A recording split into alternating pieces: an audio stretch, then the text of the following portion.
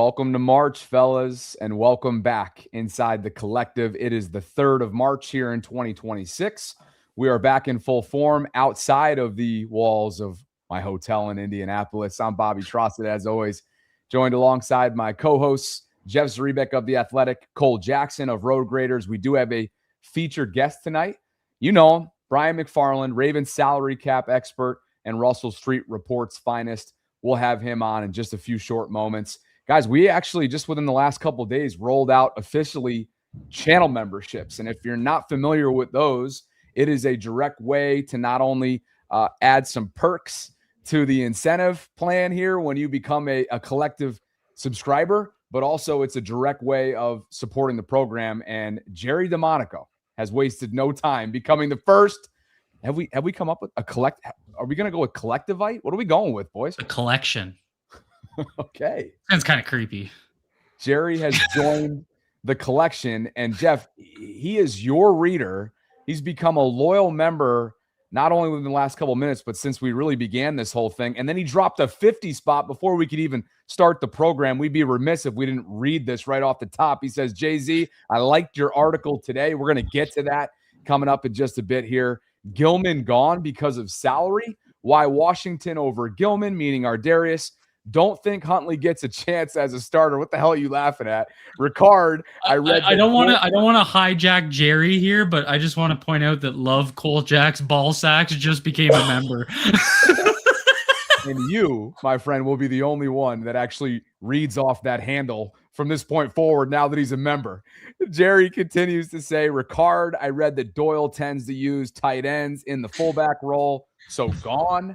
And will Cole be upset with you having Daniel Fa'alele gone? All those and more, Jerry, for time purposes, we're going to try and address over the course of the next hour or so. But Jeff, you and I wrapped up our time in Indy. I know, Cole, you were following it from afar very closely. Did you have a takeaway or two from the 2026 scouting combine? I think the biggest takeaway for me, and I covered it pretty extensively on my channel, but what an athletic draft class. And I mean, we've been seeing this trend in the last few years where these guys are coming into Indy ready to go. And for anybody out there that follows someone like Duke Manyweather closely, who kind of prepares these guys, he brings in a whole team of athletic trainers specifically for combine drills. It's a shame I can't remember their names because they're on Twitter where they kind of cover this stuff, but they're in there literally prepping guys for 3-cone drills. And I mean, everybody around the league's doing this, but I think you're just seeing that huge upwards trend. I was laughing at that comment too. just trying to figure out what we just announced. I don't need to worry about it. I don't. I'll let you guys handle that. And so my big takeaway, I mean, the graphic was out there, but basically almost every position group was top 3 and fastest 40 time all time. So, I mean, this is these kids that are coming out, like it's becoming such an athletic college football world, and it's translating to the NFL. Everybody's becoming a little bit lighter, a little bit faster. And I think that's just my big takeaway, was just seeing that trend continue. And that's not new. We've kind of seen it over the last 4 years, but it really hammered home to me. I think my big picture takeaway is just how this year's combine was lacking in storylines. There just wasn't a whole lot of buzz about anything. And, other than Fernando Mendoza, who spoke later in the week, there wasn't really any featured guys. There wasn't really any major storylines with the NFL teams after the general managers and the head coaches spoke. It was just sort of, it was very businesslike. Everybody came what they got accomplished, what they came to get accomplished, but there was just not a whole lot of buzz. And I think that's twofold. One, I just don't think this is a very interesting draft class. And that doesn't mean there's not depth, but there's really not a ton of intrigue in terms of the top half of the draft. And two, I think people have already sort of turned the clock to free agency. Not that they're skipping over the combine or the draft part, but I think everybody's ready for the Ravens and teams to start making some moves that are going to significantly impact their team. My Ravens takeaway is just the Linderbaum. I don't know how it could be anything but. you couldn't go anywhere around Indianapolis without hearing his name. I can't tell you how many times I've been asked by people, fellow reporters, different football people I know, are they really going to let Linderbaum go? There's a bunch of teams ready to pounce. And, I think, Eric, we talked about this a little bit last week, guys, just with how he approached it and pretty much saying, look, we've made him an offer that would reset the market. I think that kind of shows you where things are at. And at least as of early last week, they hadn't really made much progress there. And it wasn't really a ton of engagement from both sides. And everything that's happened since has only confirmed the fact that if Tyler Linderbaum hits the open market, he's probably gone, and he's probably going to set all sorts of records in terms of how much he's going to get paid. So, it'll be interesting how they handle it and what they do. As also from a Ravens perspective, sure sounds like they're going to be in on a veteran guard. I heard that a lot from different people, that's kind of a priority in free agency. And I also heard some trade talk involving them and trying to acquire interior defensive line help. And that should be interesting. And I think today with Jonathan Greenard said to be available in trade, you're starting to see a group of pass rushers that could be available in trades beyond also the free agents. So it's going to be interesting. I talking to my friends on the beat today, and I mean, I don't know, correct me if I'm wrong, guys, but I don't think the Ravens have made a move to their roster since the day after the season, right? When they announced the reserve future guys. I don't think they've made a single roster move. You haven't seen any pay cuts. You haven't seen any restructures. You haven't heard any signings or any releases. So we're really fixing to get pummeled here over the next 5 or 6 days with just an avalanche of news, which makes this time of year so much fun. That's a lot of emergency pods coming for Jay-Z. Look out. Yeah, I'll give you. Some of us will be writing. Well, I can't write, so. Is now a good time to share that I have pre-scheduled wedding plans in Killington, Vermont this weekend? Of course you do. It's always about your social like it's schedule. vacation time again? Like, Jesus Christ. It's not going to overlap with next Tuesday. What benefit package did Bobby negotiate? We look like a couple schmucks here. Hey, we already got multiple memberships. They continue to roll in as part of the collection, a new feature that we've been offering here so far beginning tonight. So thank you. And Brian McFarland's going to join us in a minute. This made some waves earlier, guys. Certainly some surprise news in Chicago. Pro Bowl center Drew Dalman has informed the Bears that he's retiring from the NFL at age 27. And so add Chicago to a list of teams that perhaps, if he hits the open market, might be interested in backing up the Brinks truck to bring in another Pro Bowl, a perennial Pro Bowler at that, with the exception of this past season, to Chicago. So that kind of is an interesting wrinkle, guys, as we get ready for everything coming over the next week or so.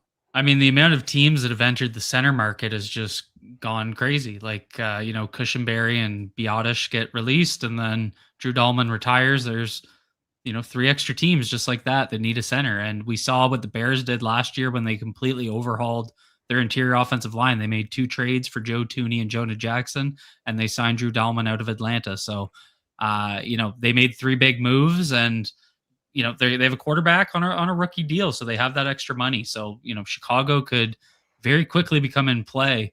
It's not looking good. It's not looking good for this. Well, it's looking good for Tyler Linderbaum. It's not looking so good for the Ravens having a Pro Bowl center locked in going into next year. Yeah, and this doesn't only. Not all these teams are going to be in on Tyler Linderbaum. There'll be a lot of teams that kick the tires on it that are sort of on the periphery, but there's going to be a number of teams just won't get to. And I imagine it'll be a relatively small handful of teams that are in the running here. But what this does is this impacts who's getting the second tier of centers and how many teams are interested in those guys that the Ravens may have to turn to in case they lose Tyler Linderbaum. So we'll talk about it later. Obviously, we have Brian coming up, but I think, I'm not ready. I know people have sort of washed their hands and said he's gone. These numbers are just too big. I'm not ready to say that just because I think ultimately Tyler is a strong-willed person. I think if he wants to stay, he will tell his agent to get a deal done with the Ravens.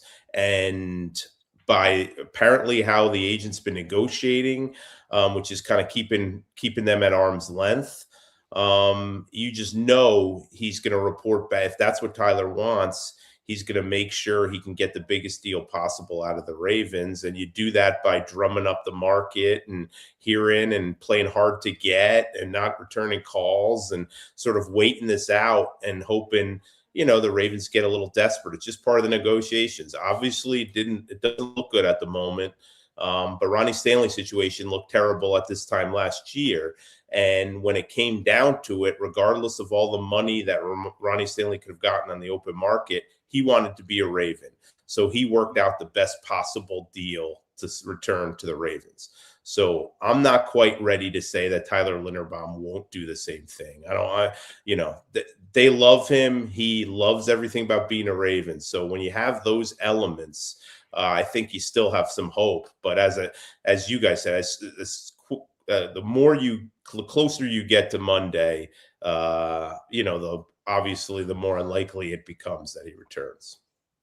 Well, in other news, Cole, we're not even 12 minutes in. We're at the 12-minute mark right now, and our guy's just firing on all cylinders. He's not ready to close the door on Linderbaum. They're in the potential market for a veteran guard, and then maybe even kicking the tires or having conversations about potential trades to rejuvenate that defensive line that we all know has to happen at points throughout this offseason, whether it be via trade, free agency, the draft, or all three. So we're off and running. Brian McFarland joins us momentarily. Shawnee Boy hit us with a super chat earlier on. He writes, is it realistic for the Ravens to go after a Trey Hendrickson or Jalen Phillips? Trey said his goodbyes for the moment to Cincinnati earlier today on social media.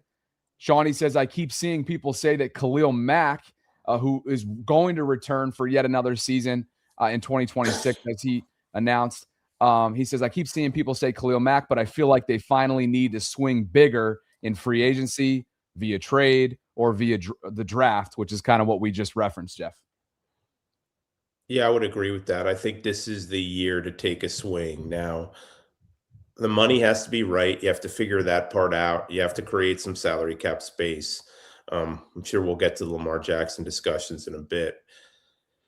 But it seems to me there's some options. At the top of the free agent market, you have Trey Hendrickson, you have Jalen Phillips, you have a couple other guys. Obviously, Dafe Owe is part of that group. In the trade market, you have Jonathan Greenard, and you have potentially Kayvon Thibodeau from the Giants who could be had. And I'm sure, and Max Crosby obviously is the big fish out there. I mean, the more you hear, the more it sounds like that's not a pipe dream. I'm not saying from the Ravens perspective. I'm just saying in general, it sounds like it's very legitimate that he could get moved. So you got some options. And I sort of agree with Sean here. I just, you have to do something to stop this from being an every offseason need.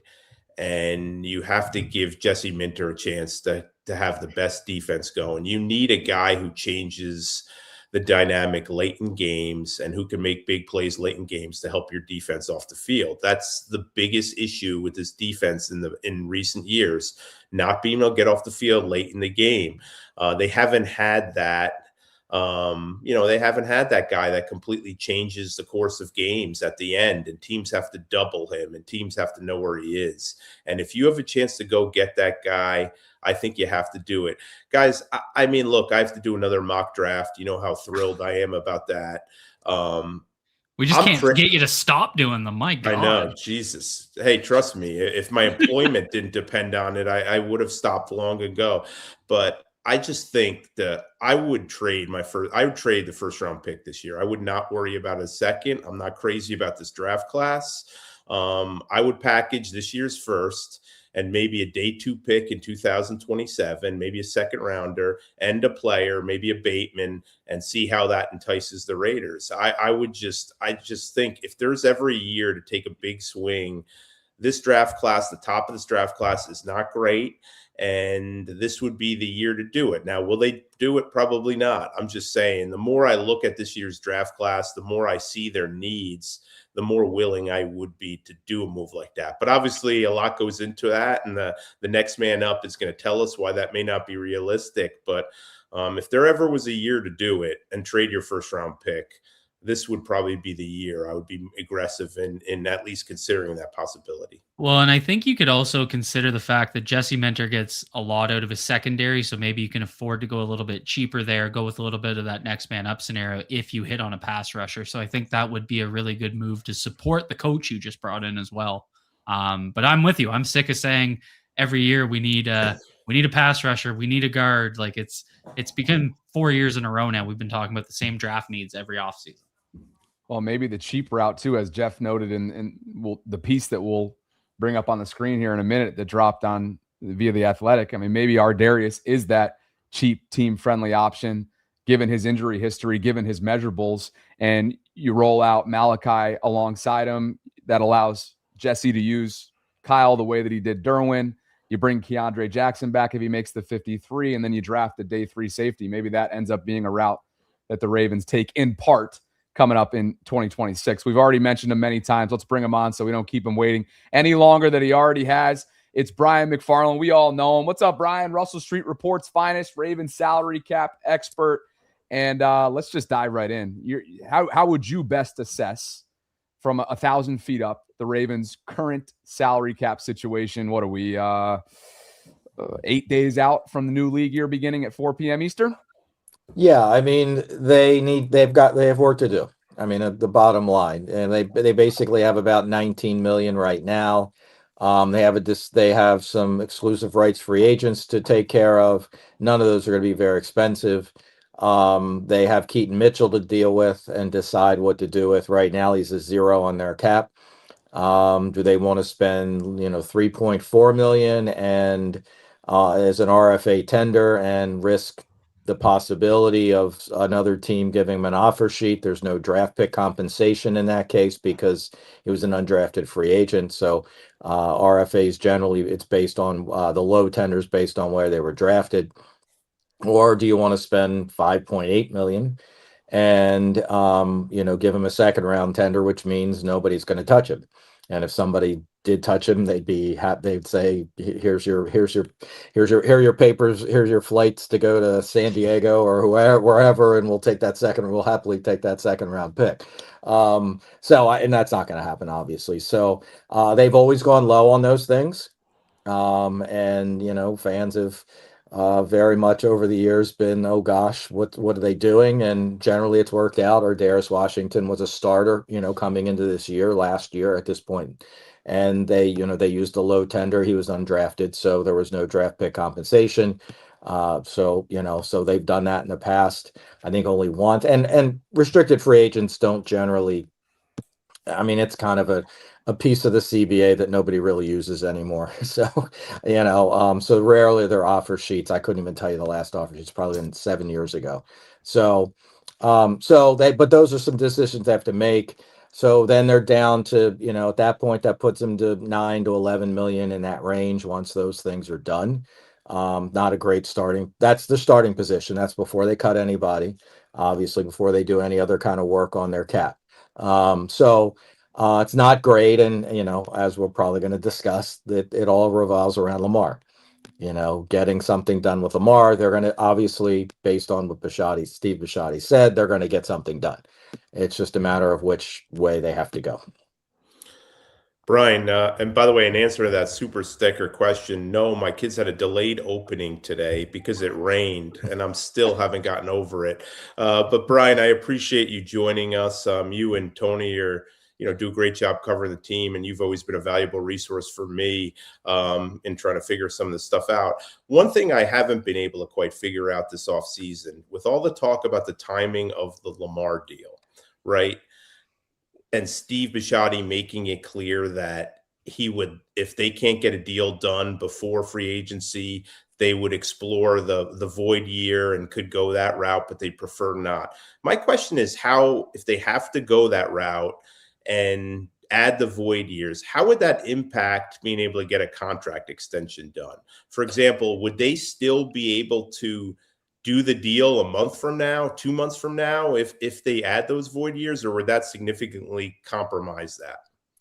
Yeah, I mean, once they restructure him, and it would depend on, because a restructure could, on the present deal, which would allow them to spread any signing bonus out over 4 years, because that's the way the present deal is. Now you can, the max is 5. So whether they can add a fifth year or not, I'm not sure. I know they have automatic conversion rights. I know that, and I've actually seen that in the contract. I've not seen in the contracts. I've not seen the whole contract. I don't know that they can add an extra void year. So, and when Bisciotti was talking about, we'll just throw it in void years, throw void years up, I'm not sure he was being, real precise with that. Yeah. Because there are already 2 void years there. So you have this year, next year, and then 2 void years. So, if they did a max restructure, they could create about 38 million. Oh, I'm sorry, that's on the 4 years. If they added a year, then it would, it'd be a little higher. It's not going to make a huge difference there. But once you do that, you're taking his salary down to basically nothing. You're taking it down to the minimum. Max restructure would take it all the way down to the minimum. Now, I don't know they would do that because of the numbers and what that will do to the future. But if they were to do that, then any extension later would actually add money back in. You can't unless they do kind of a half restructure now and as opposed to getting 40 million, they take it down to 20 million. Let's just say that. And then if they did an extension after that, then they could eat into that 20 a little. But you got to factor in. I mean, his last signing bonus was 70 million, I think, 72 million. This one's going to be, he's already slated to make 52 million in cash this year. So any bonus he's going to get has got to be over that and well over that to even make it interesting. So he's looking at an $80 million bonus. So if you spread that over, so that's on an extension. So you spread that over 5 years, that's 20 million. So you take the 52 down to the 20 right there. And then you've got to add a salary, and you're not going to take it down to the bare minimum. The last time, I think his last extension, his first year salary was, I think it was like 10 million or so. So it would, if they have to do the nuclear option and restructure, and if they do a max, then it's that would be great for cap space for now, but that's not great for an extension in the future, because then you're gonna have to set money aside just hoping you get an extension done, or they have to decide we're just punting. This is what we're doing, and we'll worry about it next year. And that's probably what they would end up doing. They would probably just table it till next year, which is going to be a disaster, to be honest with you. And they know that. I mean, he knows that. I mean, he's got all the cards at this point. I mean, he's got the royal flush, whatever hand you want to say. He's got better cards than they do at this point. And on that, I mean, this is just like we're starting to stack big decisions that the Ravens have to make. And obviously, one was made today with the decision not to tag Tyler Linderbaum, which I saw you speak about a few times about how it wouldn't make sense. So, I mean, it's been tough to kind of get a gauge for where his number is. But when you take a look at what he could potentially make on the open market, what's a deal that could make sense to you? That kind of, works good for the team and for Tyler Linderbaum? Is it that, 4-year 88, 4-year 80? Like what kind of makes sense from the Ravens cap perspective, and what would make sense for Tyler as well? Yeah, I mean, Jeff has spoken to this obviously about Tyler's, liking being here, and and hopefully that works in their favor. I mean, most of these deals, I mean, you look at, what's a market setting deal, quote unquote. What is the new market? And usually it's just topping the old market. But when time has passed, and if you go back to Creed Humphrey, that was 3 or 4 years ago now. So, and the cap has gone up substantially in those years. So, I mean, honestly, him arguing that he deserves 22 million is really not out of the stretch of imagination. I'm not saying anybody's going to go there because it's a center. And I mean, if we go, I mean, we talked about 25 million, that's kind of that number. And I think that's agent speak probably throwing it out there. But, a $7 million increase over the previous high. I don't know when that's happened, to be honest with you. And even the quarterbacks don't go. The quarterbacks go a million over, on average per year. They go a million over, and obviously there's guaranteed money and those kinds of things that factor in as well. But I don't. I would be shocked. And been wrong before, certainly. If he tops 22 million, I'll be shocked. I just think because he's a center and that's a position that, isn't considered to be a premium position. I mean, and again, quarterbacks don't go that much over. I mean, I think the last guy that probably I did, I think Parsons went way over the previous number, but that was at 40 million, not at 20 million. So I mean, so a 7 over at 4 million is 3.5 over at 20 or 18 million. So I never say never. It only takes one team to blow up the market, and I've always said that too, and it certainly happened in the past. I mean, I still, I'd be shocked if the Ravens go over 20. I just don't. I mean, they've never paid a center before. The best young center they've ever had before Linderbaum was Jason Brown, and he got a huge contract from the Rams, and they let him walk. And they brought in Matt Burke, and that's always been their way. And now that was Ozzie back then, and this is DaCosta now. So I would just be surprised if they go that high. I think the numbers are out there because honestly, I think his agent was trying to talk the Ravens into using the franchise tag or the transition tag because that creates an artificial number that you work off of at that point.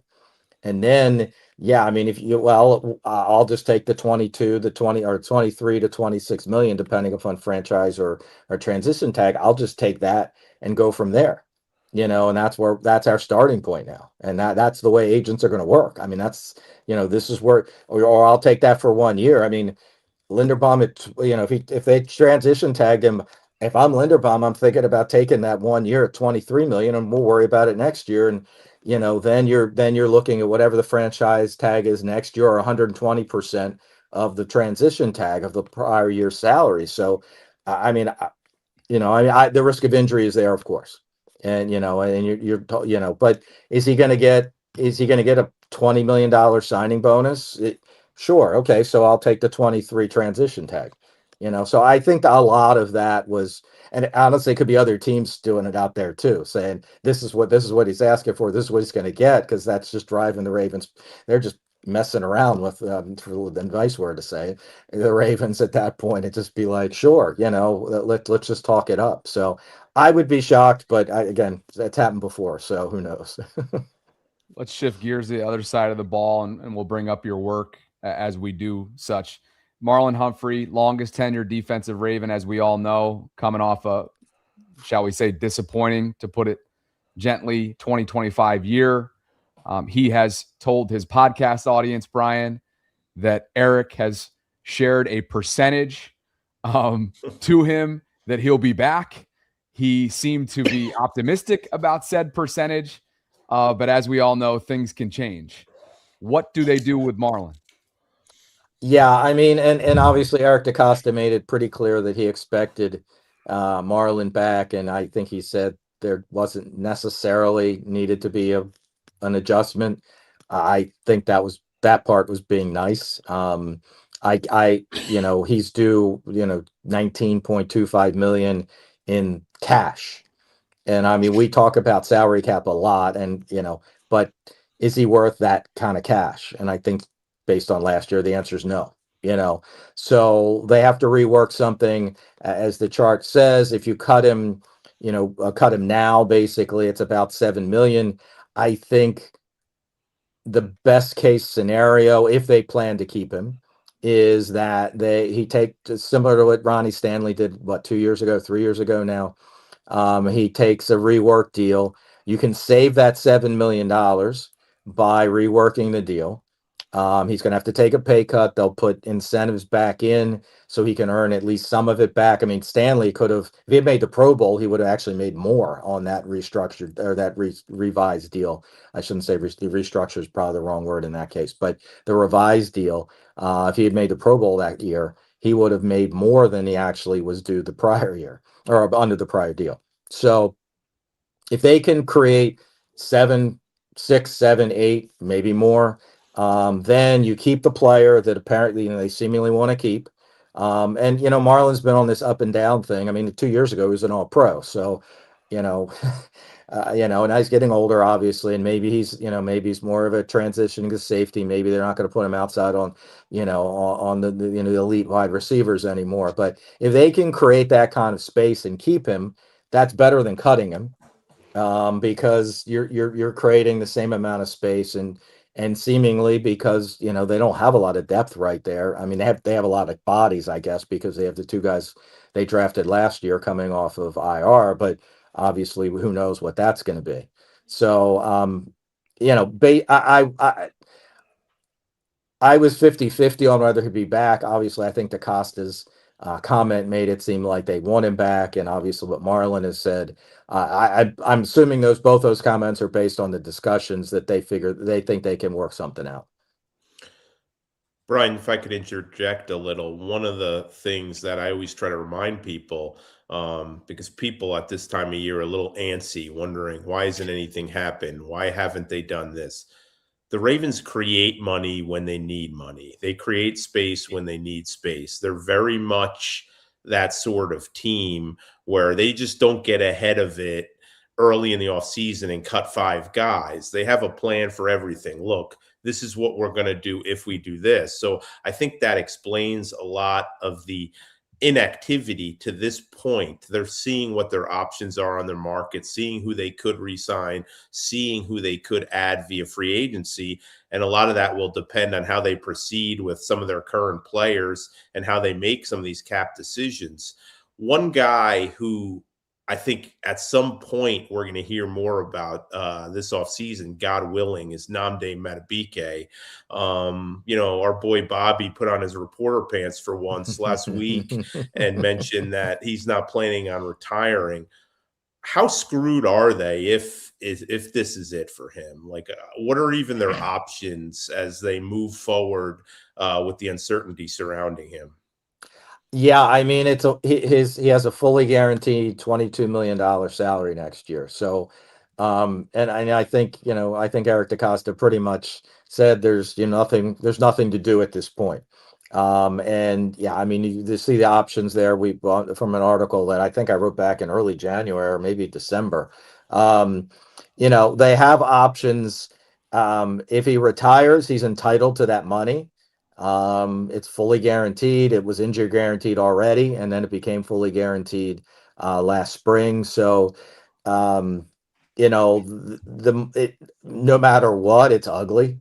I mean, I don't know any other way to put it. If he's healthy and he plays, I think I guess it's kind of in those options in a way, is he's a candidate to restructure if they feel he's 100% healthy.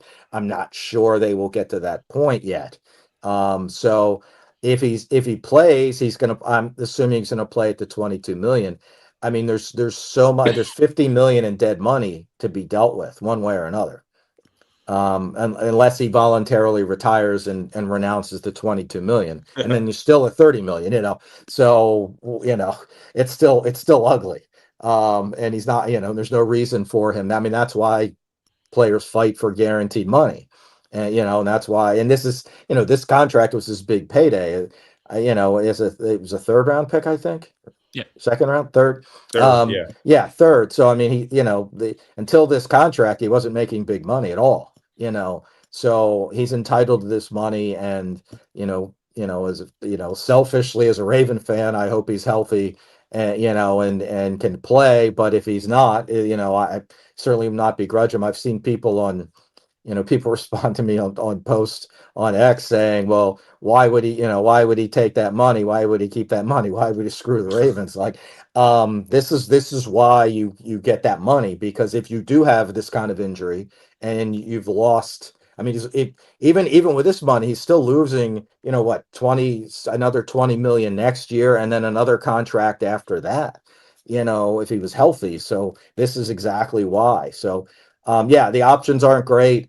None of them are great. The best for everybody, for him as well, is he's healthy and he can play, and that, maybe they restructure him a little bit at that point. It's going to, again, depend on what they do other places. Well, that paints a very bleak picture there.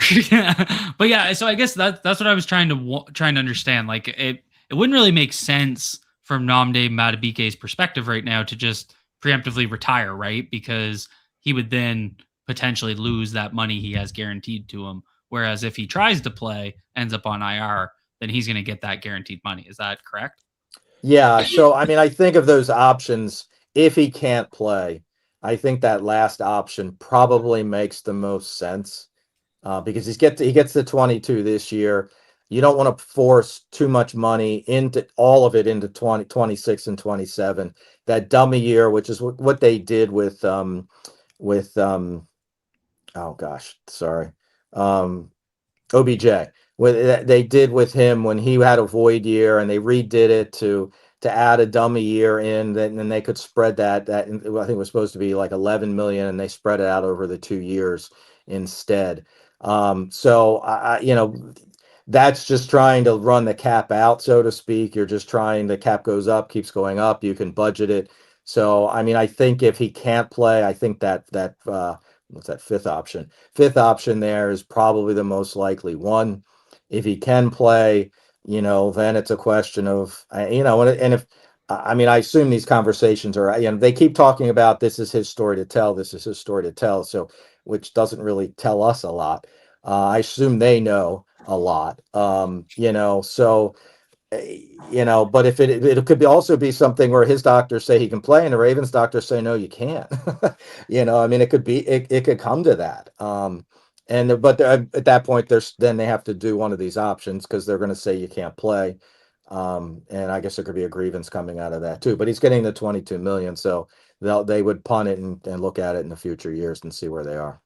And then one thing, and maybe we can pop up the graphic we had on last, because I feel like usually we have a longer list than this. And that was kind of my big takeaway, because your article that comes out on Russell Street Report is always my Bible. What are the buttons they have at their disposal to create that cap space? And I guess first question is this year as limited as I think it is in terms of what those options are? And then secondly, what seems the most likely? Like, I feel like Broderick Washington likely getting cut because of the savings vis-a-vis his play. Like, do you see Justice Hill also going down that hill? Justice Hill also being that option, because those really seem like the only two viable ways to create money right now. Yeah, the last 2 years have been this way. So, and I'm trying to. They had a couple better cut options last year. I mean, I think Washington. I mean, he didn't live up to the contract. He was probably playing for, in 25. He was playing for this 26 salary. It's not a huge salary. If he was playing reasonably well, it wouldn't be that hard to keep him around. Now, there's a question is, of the injury. Is he healthy now? Because there's this, if you cut him, he might be entitled to part of it. It stays on your cap. It's called an injury protection benefit. That it'd be $1 million or so. So it's obviously not the 4, but you might not see the whole 4. Justice Hill, I mean, it's going to depend, I mean, I mentioned Keaton Mitchell earlier. If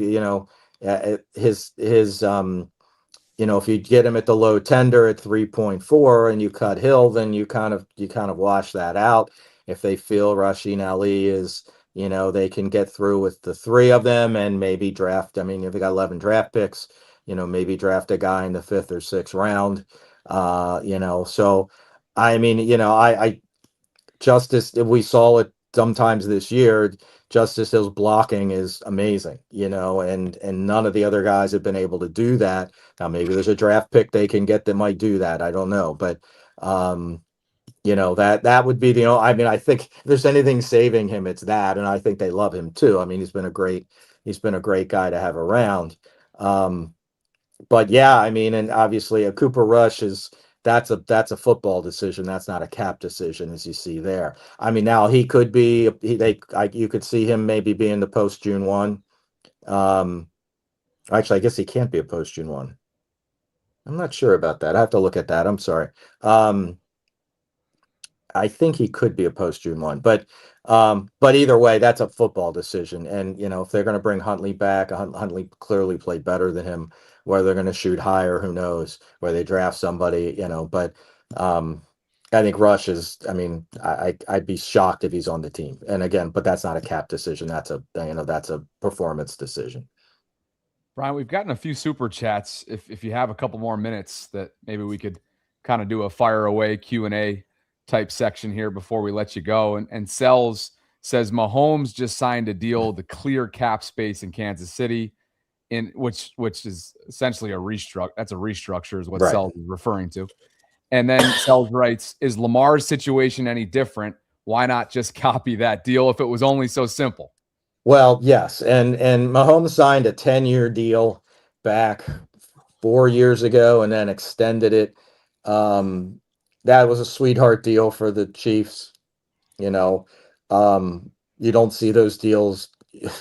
You see those once every 4 years. I don't know, for a quarterback deal. I mean, Tom Brady would be the only other one, all they've done is restructured him, but they have so many void years in it.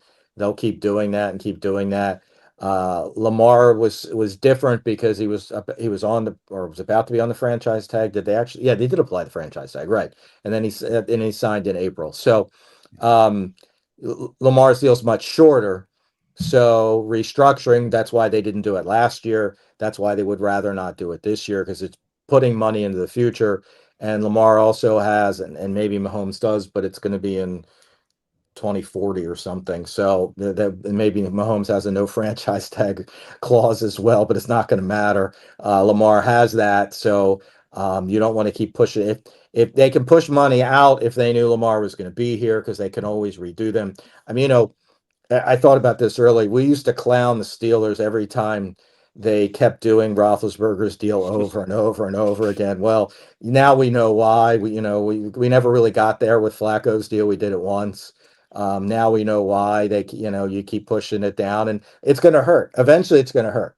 Well, and hopefully it's not in 27 and 28 because Lamar's gone. Hopefully it's in 32 or whatever. But that's the way deals go. And the Chiefs, it's going to hurt the Chiefs at some point. But with the cap continuing to go up and the way his deal is structured, you can keep doing that. I mean, they've done it three straight years now. But I think his cap number next year is 80-something million already. So that's why that's what the Ravens are trying to avoid now with Lamar at 70 million. And then next year, and if you restructure him, that's going to be 80-something million or 90 million. Who knows? Cole, why don't you take this one from Bearded Bites and Breakdowns, one of our newest channel members earlier on too. Just a thought, what if Lamar doesn't want to re-sign and he walks after next year and plays the Ravens along? We can't tag him or trade him. Well, he's signed for the next 2, right? So, I mean, he signed this year and next. This year and next. So, okay, I see what he's saying. So that's, yeah. Yeah, I mean, that's kind of what Brian, I want to speak for you if you want to jump into it, but you made a good point. Like, Lamar's he's got the royal flush. He's got a lot of things in his hand right now that give him leverage. Yeah, I mean, I don't know if he came to them next year and said, I'm done here. Well, I mean, if he comes to him and says, I'm done here, then I would think he would want to trade. Because why hang around for another year and risk injury and not get a new contract? But, who knows? So I would think he would be open, and I would think they would have to be open to trading him and getting something for him. They're not going to get the 5 first-round picks that most Raven fans want. At that point, because they're going to have to trade him, and they probably wouldn't even get the Watson deal at that point, the Deshaun Watson deal, because they would have to trade him. So maybe they get 2 first, which would be substandard, but that's going to be the leverage they don't have. Some of this was addressed earlier on, but Jeff, why don't you tee up Brian here from Sammy? If the Ravens do a max restructure on Lamar's deal, does that prevent an extension later this offseason? And how is the newly prorated bonus paid out? That's kind of what I was asking earlier. Yeah. So again, if his tab number is 74.5 million, but you can't of the 20 plus of that is bonus prorations for money already paid. So you can't do anything with that. That's there. So you have basically the 52 million, the 51.25 in salary, and the $750,000 workout bonus, which he's passed up the last 2 years. So if they put that in the restructure, he'd be happy to have that because he'd actually get that money this time. So you're looking at that 52 million. So just an example, if they gave him a $10 million salary instead of the 52, then you've got 40. If that's over the 4 years, that would be paid of the present 4 years, that would be paid as a $40 million bonus. That would count 10 million this year, 10 the next year, and 20 in 2028, because that's the void. So right now is 2028. The void's only 12.5 million, but that would take it up to 32.5 million. He'd be gone. And that would take next year's number up from the 74.5 to 84.5. So, but that would drop his cap number by 30 this year. So that's how that would all work out. And again, if they can add another void year, it would spread it out a little more, but it would also, that would create more cap space this year, but make the future years worse. You're the man, Brian. We just dropped your Twitter link, X link into the live chat. We got it up on screen for those of you that are watching us. You can follow Brian at Raven Salary Cap. You can go check out his work at russellstreetreport.com. And, I love to bring you out on this. Like, please let us know what you have coming up. Sometimes when we have you on, depending on the time of year, you give me a laugh with the answer to what you have coming up. But we all know that you have plenty coming up. So let us know what's coming up over the next few days. Well, it all depends on the Ravens and what they do or don't do. If they don't do anything, I don't have anything to say. I'm waiting for you to announce the Lamar extension here. Yeah, Brian. I wish I could. I do feel like this time should be easier than last time, because the whole guaranteed money issue that was seemingly a sticking point the last time should not exist, because there haven't been those deals. Now, had they won the Super Bowl, which I'll be really happy with, then I'm pretty sure he could ask for fully guaranteed, but unfortunately that didn't happen for him or for us. So, but yeah, I mean, coming up anytime there's a signing, a restructure, release, I put that up on X. Articles will be on Russell Street Report. That's where, and Cole brought up my article. Anybody wants to take a look at that. It's I think it's like 12 pages on a Word document now. So it's a long article. Luckily I just kind of use the last year's and kind of go from there and fill in this year. So it makes it a little easier now, but there's always something new that's happening. So anytime something's happening, that's where to find me. And so that's, hopefully we have some news soon. As Jeff said, they don't make, they're not in a rush. They're under the cap. They don't have to do anything at this moment. They don't have to be under the cap till the 11th. They could sign 10 guys and be over the cap, but as long as they're under the cap by the 11th, they're good. I'm not saying they're going to stay. That would be out of the ordinary, granted. But so that's pretty much where to find me. Appreciate you, Brian. Thanks again, man. Brian. And, absolutely, guys. Thanks for having me on. Appreciate it.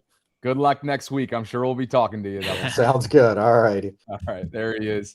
And again, we just want to reiterate, supporting Brian really helps us, book future guests, and makes it worth his time, given the fact that he just threw us 40 minutes or so. So goes without saying, if you guys can go and check out his work, follow him, maybe drop a thank you if you found something or got something from the last 40 minutes or so.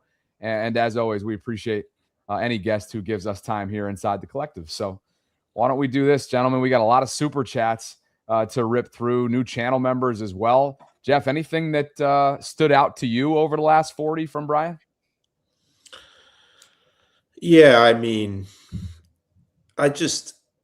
You just wish the Lamar situation was a little easier and more clear. And the big topics that we're talking about as a way to create space all seem extremely complicated, and none of them seem great. Like, all of them have like a messy aspect to it where there's not a great option.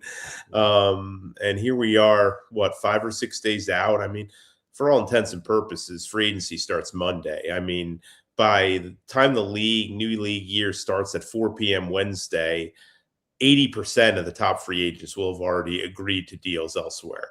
So, you just, none of this stuff's going to be easy. I would think that some of the stuff's already done. I would think they've already kind of done some stuff behind the scenes. Remember, Ravens don't announce restructures either. They don't announce that stuff. There's some reporters that have logins for the NFLPA website that get kind of alerts when player salary changes, and they're usually the first to report that. But unless the Ravens are extending guys, they're not going to announce a pay cut. They're not going to announce restructure. So a lot of times that stuff's already arranged and done before we get to it. But there is just, it just seems to be so much that they have to do, and so much that's going to play out here over the next 5 days. I think one of my big takeaways, and this was just kind of watching the chat go, is like the blame game's going to start here in the next couple days. And that's why, like, I've repeatedly said, and this is just my perspective, and this is after the trauma of the last negotiations, I really don't give a shit who's at fault. It really comes down to just who get the damn deal done. I don't really care about all the politics that go into it. I don't care who's at fault. I'm so past the point of giving a shit about that discussion. The Ravens made it clear the deal should be done. I feel like Lamar probably still wants to be here long term.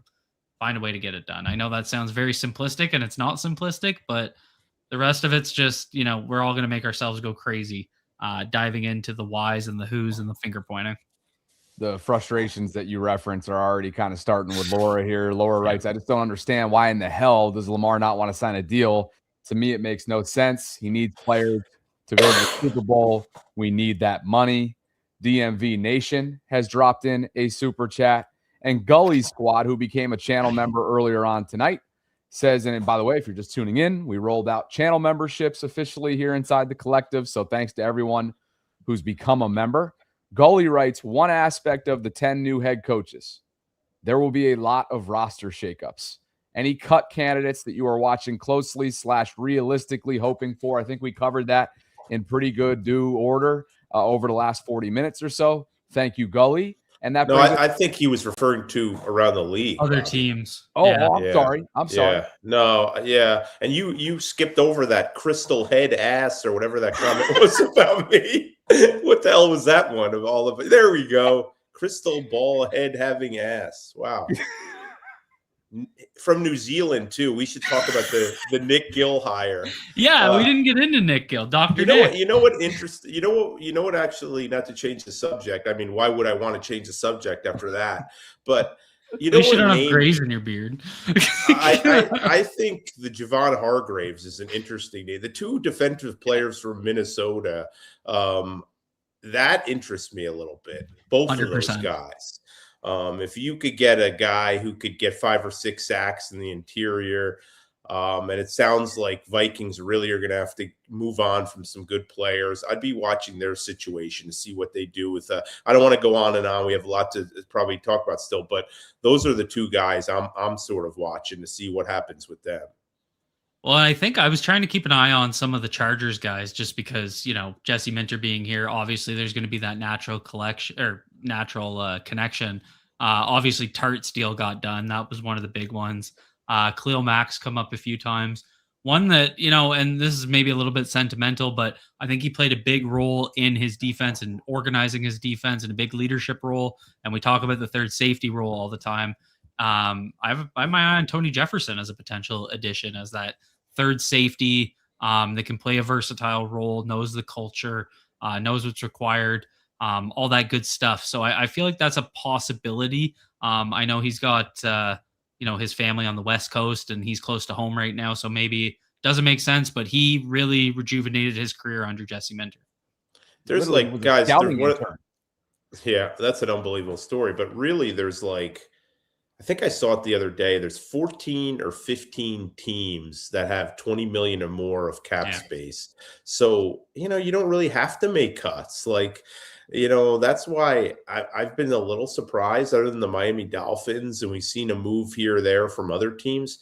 There just hasn't been a whole lot of cuts to this point. I think a lot of teams, I think a lot of teams just choose to work out or kick, like the Saints consistently kick the can down the road with structures. And it's been quiet on that front league wide. I've been expecting more players to become available, and they still can. Looks like I have my own new burner that's taking a direct aim at Cole. BBL Bobby Tross says, heard whispers that Fa'alele and the Ravens are close on a deal. That was I think I'll just quit if that happens. Like, do your friends call you Bobby Tross? B-Tross? No, B-Tro back in the day. TR. Yeah. My nickname was Randy. Trailer Park Boys. Come on. I'm so glad I asked. I still can't believe you decided to do a pod with us. I mean, that's on. No, yeah, I sort of question that decision each and every day, but that's beside the point. Streams writes, why does Lindy have to spoil the pair of him and Vanga? Not Vega, Vanga. Well, Queon, it's not, the door's not closed just yet, but obviously Vanga garnering, despite what he didn't do in Indy, he is garnering a ton of attention there as a surefire first rounder. I saw McShay say he is not getting out of the top 10. And called him a Hall of Famer. Yeah, not getting out of the top 10. Wow. What do you think about that, Cole? I mean, he's probably the most pro-ready offensive lineman in this draft class. Mark's the best. Go ahead. Sorry, Cole. We love Mark. Obviously Malagoa is the top tackle, but Vega's pass protection. He's the best pass protecting guard prospect I've watched in the last 5 years. Point blank. Yeah. And you know what's interesting, guys? Like, we always talk about positional, value, and everyone's talking now about all these guys like Styles and Caleb Downs and Vega. And I think it would matter more if there was good dynamic classes in the other positions. So I think people would be more interested in positional value and not wanting to take certain positions if they had other great elite options. And I just think the draft is lacking that a little, which could result in teams getting out of their comfort zone and attacking positions that they normally wouldn't pick at that time of the draft. The Great 174 writes, why is everyone so fixated on Max Crosby? You can legit go get Trey Hendrickson, who's a better player.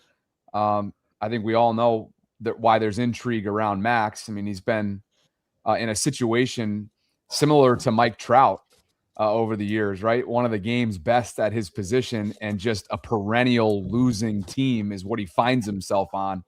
So, and then not to mention what he actually brings to a defense, but at what cost, Jeff? And I imagine a lot of teams are assessing that question over really all off season long to date. Yeah, they're clear on this. Max Crosby's 3 years younger. They're both kind of blue chip edge guys. I mean, Max Crosby not that long ago had 100 pressure season. I know it costs you draft capital, but that 3 years makes a big difference. Yeah, I mean, and there's also the issue of Trey Hendrickson's a free agent who's going to be available to, 31 other teams after saying his goodbye from the Bengals. And some of these teams have so much money to spend, and they think nothing of like dropping, that kind of money on Hendrickson. Teams are much more reluctant to trade draft picks, especially premium ones. And all reports are Vegas wants 2 number 1s and a player for Crosby. I don't know that they're getting that. I could see them getting a number 1, a future number 2, and maybe a player. But 2 number 1s plus a player seems a little bit high. But I just think the talk is on Crosby is more so, you don't have to compete. You just have to make them an offer. They seem to be ready to move if you match their asking price. With Hendrickson, you're going to be in some ridiculous negotiations that are going to get extremely high, given he's widely considered the #1 free agent on the market. You know, Jeff, it's interesting because a guy like Khalil Mack got traded twice. He's one of the rare kind of blue chip pass rushers, and you can see the difference in compensation. And I think that really shows the difference between a Micah Parsons trade and a Max Crosby trade. Whereas the first time Khalil Mack got traded when he went to the Bears, it was 2 first-round draft picks. But much like Max Crosby, when he was a little bit older and he got traded to the Chargers, it was him and a 6th-round pick for a 2nd-round pick. And it just shows the difference in that valuation. And that's what Micah Parsons went for a lot because, you know, he was a blue chip pass rusher that was just going into his 2nd contract, which was Khalil Mack, the first trade when it went for 2 firsts, which is where that bar seems to be set. But that's not where Max Crosby's at in his career right now. So I would imagine and maybe that's their point, is they're not going to trade him unless they get a king's ransom. And that's fair. That's their decision. But I would imagine if he's actually demanding a trade, he's losing the Raiders lose a little bit of that leverage, and that that asking price is going to come down a little bit. Thanks to Ryan Stryker for becoming a channel member tonight. Larry Money writes, instead of signing Linderbaum for $20 million per year, what about signing Isaac Seumalo at $10 million annually, Luke Fortner at $6 million annually, and James Daniels at $4 million annually, then focus on the defense for the draft. Seumalo's in Pittsburgh. Cole, got to know him a little bit, obviously, from the AFC North play. He won a Super Bowl prior to that in Philadelphia. What are your thoughts here on some of the theories? Yeah, I like Seumalo a lot. PFF, I usually go to for contract projections because they do a pretty good job. Hasn't been the same since Brad Spielberger went over. I think he's actually on the agent side now. So kudos to him. But they had him projected as a 1-year, $8 million deal. I would do that every day of the week. I think he's a scheme fit, and I think he'd be a good veteran to fit in here. I thought he did quite well in Pittsburgh. As for replacing Tyler Linderbaum, I'd probably look more at some of the experienced guys. I'd probably look at a guy like Biotish, who played in a similar scheme in Dallas, or one of the other guys that have been released. But it's just one of those. Like, we saw this a couple years ago where the Buccaneers basically chose to try and rebuild their interior with 2 cheaper guys. They got that guard from the Bucs, Alex Kappa, and they got Ted Karras from the Patriots. And sometimes you go with those 2 cheaper guys and you just don't get that level of play that you're expecting. So there's always a little bit of risk there. If they move on from Tyler Linderbaum, my preference would be to see them go out and get a veteran center. Just because I think the center plays an underrated role in helping set protections, and that was a huge issue last year. One of the most underrated issues was getting protection set, and I would pair that with some heavy investment at guard. Unfortunately, there's just not the guard guys in this free agency class. It's basically Elijah Vera Tucker, who you're going to have to swallow a lot of injury risk with, given he missed all of last year with a triceps injury, and then he's missed in his other 4 seasons. He's missed multiple games, over I think 10 games in 2 of them. So he's missed a lot of games in the last few years. So I mean, that would be the move. He's a great scheme fit when he's healthy. But I think I get a little nervous just going with a bunch of cheap guys to fix your interior, given that hasn't quite panned out in the past. Corey has left a super sticker. Jeff, go ahead. 2 names to watch, free agent guards, David Edwards and Zion Johnson. Those are names I've heard in general around the league. I can't speak to how highly the Ravens have them ranked. I just, as I was saying earlier in the show, you just heard a lot about them being in on the guard market. That's the expectations around the league.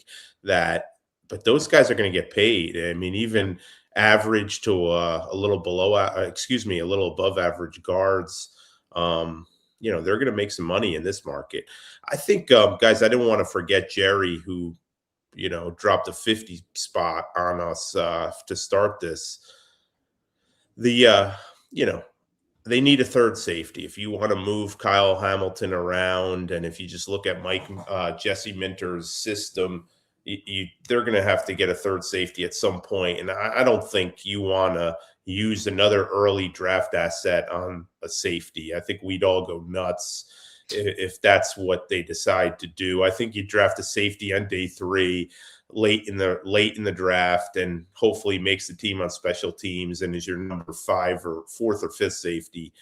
The Gilman question over Washington, I think versatility, Washington plays in the slot. He can also play safety. I think you get him for much cheaper. I think he would be more willing to kind of embrace that number 3 or 4 safety role than Gilman, who I imagine will want to be a top 1 or 2 safety on some team. Darius is our organizational favorite. He really is. They love what he is meant and just how hard he plays. And he's just a joy to have. So that's why I sort of had him over Gilman, but that could go either way. Look, it's kind of like darts throwing, predicting who will stay and who will go this year, just because you have a new coaching staff. You don't know how some of these guys are perceived. And so much of it depends on what they do with money. Like, how do they open up? Like even a guy like Charlie Kohler, I mean, he's going to get paid. And they've shown in the past a willingness to pay for that kind of player. But that he'd probably be looked at as a luxury more than a necessity if you're truly lining up some of their needs and how little they have to kind of spend on him, as Brian laid out. I don't think Huntley is going to be a starter anywhere. I would not be surprised if someone pays him notable backup quarterback money. And the Ravens have always sat out the notable backup quarterback money market. I know people made a big deal about Cooper Rush last year, but if you look at it, that wasn't a very big deal. He wasn't a top paid backup quarterback by any stretch. He was more of an average paid backup quarterback. So we'll see if the Ravens are able to step up to the plate there and keep Huntley. I would imagine, there will be interest and he will have offers. He won't have to call John Harbaugh like he did this past summer, begging for another opportunity. Ricard, that's in the front side, I think everybody knows how important Patrick Ricard is, especially if you lose your blocking tight end. But he mentioned it, Doyle using the tight ends in the fullback role. He's another year older. It seems like every offseason, Ricard has to have another surgery. At some point, they're probably just going to say, look, we may have to sacrifice a little performance, but we're going to go young, we're going to go cheap, and we're going to go fresh. And they just, decide to save money on that spot. As I said, with Kohler, is he a luxury or is he a necessity? At some point, unless they create all this money, they're going to have to keep the necessities and let the luxuries walk. And they're going to have to decide who fits and what part of that dynamic there. And I think I can safely speak for Cole, which I hesitate to do, and say no, let it go. He will be overjoyed if Daniel Faalele is gone. I will be very sad if he's back, and I say that with all due respect. He'll be starting at guard for the Browns. Watch. You know what though, Jeff? It's funny because someone was, I think they were trying to start an argument with me. I think he's going to get paid by someone. He's going to get paid starter money. There's no doubt. Yeah, and I don't disagree that that's going to happen. I just don't want us to be the ones to do it. I was asking a couple of agents who have available guards, and they could easily see some of these guys, these guards around the $12 million a year mark. Yeah. Like some of these top guards, $12 million. I think Vera Tucker's the wild card, just because you got to be real comfortable that injury to write him a check, but someone probably will. So I don't think Faalele is getting over $10 million a year, but it would not surprise me if he gets $7-8 million a year. It would not surprise me at all. Bunch of memberships came in earlier on. Dr. Garo, David Cool. Look who this is. Love Cole, aka why don't you go ahead, Cole? I don't want to say it. I feel dirty. Ever since I got burnt the first time around, I haven't touched it. Jay Marcus, Bearded Bites and Breakdowns, Lisa, Harrison. It's Ravens, man. Appreciate all of you guys BBL Bobby Tross says should be mandatory to drink every podcast now, but only if it's a trio. We left you out on accident last week. Yeah, I only took it personally. You did. Bearded Bites and Breakdowns with a super sticker for Jeff. And Neiman says, hi guys, Serbian dude here. Keep up the good work. With all due respect to Lindy, you don't pay centers 25 or more million a year. I don't trust EDC is capable of rebuilding the offensive line, pass rush, and defensive line. He's going all in. Well, I don't see Linderbaum getting 25 million a year. I could be wrong. Like, Kyle Van Noy has a pretty good handle of the free agent market, and he's got a very plugged in agent too. He thinks he's going to either get it or get awfully close. I would think he'd be more at 22, right around 22, 23. I know in talking to people in Indy, they were skeptical about the 25 million number, but they do expect him to exceed 20. So I think the magic number there will be around, 20, in between 21 and 23 million. Okay.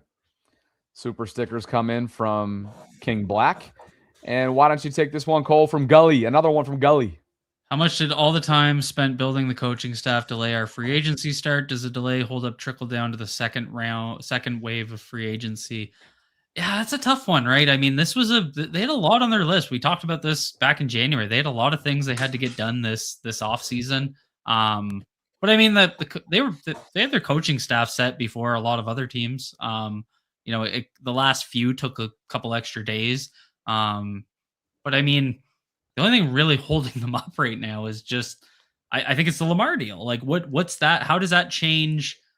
And is anything going to change in the next 5 days? That's really where my head's at. Like, do they not kind of know what the outcome's going to be of those conversations, or how close they are? So I mean, they're getting pretty close to a tipping point in terms of a path forward. So I don't think it would have delayed too much, because I think the Lamar contract impact on the start of free agency was a lot more important than the coaching staff. So, yeah. And I mean, look, the personnel staff's job is to evaluate the free agents. That's the personnel staff. That hasn't changed. They are in place.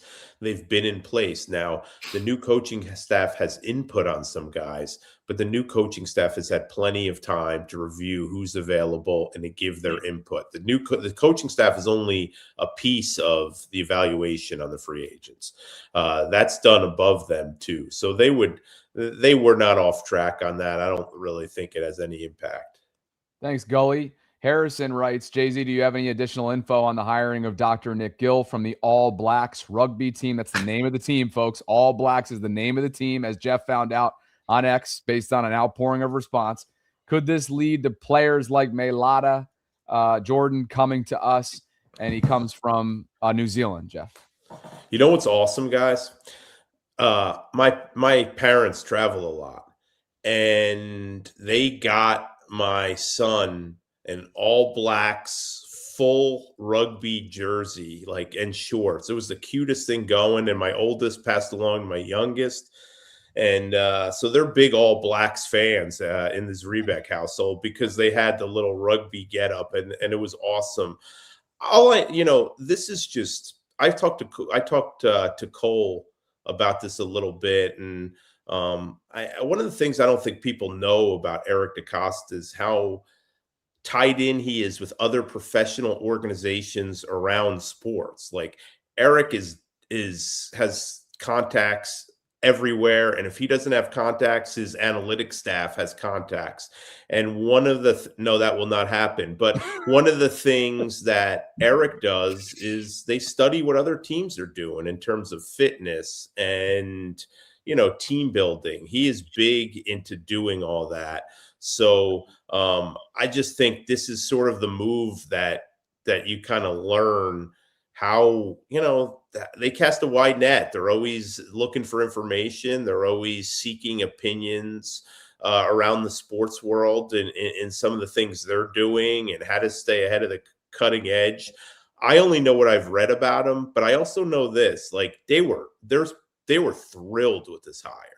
I mean, do you see the length of that Eric DeCosta quote on this guy? Holy, I haven't seen that long of a statement in quite some time. This is a big deal. This guy is going to basically be heading several departments and report directly to Eric DaCosta. This is not they view this as a significant hire in this organization. And I'm excited to watch the guy work. I've heard great things. Obviously, I'm not really tied into to that world, but I think it's a big deal out there, knowing the impact he had on the the New Zealand rugby team, and I'm excited. I just think it's so kind of it's certainly outside the box, and it just shows you they're not going to be doing things the exact same way they've been doing them in the past. You don't bring this guy in to just continue what you're doing. You bring this guy in because you want to do things differently and change a lot of the ways or evolve in how you're training and some of the different aspects of performance. I think I'm starting to put this all together, though. So basically, school gets closed, and Jay-Z's son is doing the haka in the middle of the living room while he's trying to write an article. So I get it, Jay-Z. I get it, man. I feel you. Delayed opening. It was raining this morning. It was a light dusting. Like I looked at I rolled over, and my wife taps me, and she said, "Delayed opening." And I looked out the window, and I saw nothing but clean pavement and clean sidewalks, and I was outraged. JS19 earlier on asked you, so that's the answer to that. And then look, he's asking, does Bobby get his PTO approved in advance by Jeff for missing future collective episodes? This is a family wedding. I'm not going to miss Tuesday. I'll be there Tuesday, and we're going to have a lot we'll to talk see about that, bucko. I will be, barring some Bobby might be going on his own honeymoon. We never know. Hey, barring some gnarly Vermont weather, I will be with us on Tuesday, and I'll bring there's not a light dusting, or else the northwest or the northeast might have to close down their. I shouldn't talk. I may not be there Tuesday if they have to make 25 roster moves, like between re-signings and tenders and outside signings and potential trades. It's gonna be a crazy couple days. I may not have time for you clowns. And I mean you two, not the viewers. Hey, you might be sending your flip kids it. Jeff just called the viewers clown. Oh yeah, no, just you. Yeah, they better be going to school next week. I'll say that. They're going to be sent there in the snow. If there's a blizzard, knock on wood. Honestly, the Maryland school board wouldn't last a day in Ontario. Let me tell you. No, not a chance. Two more before we get on out of here. Cole's lover says Jay-Z and Cole dream off season.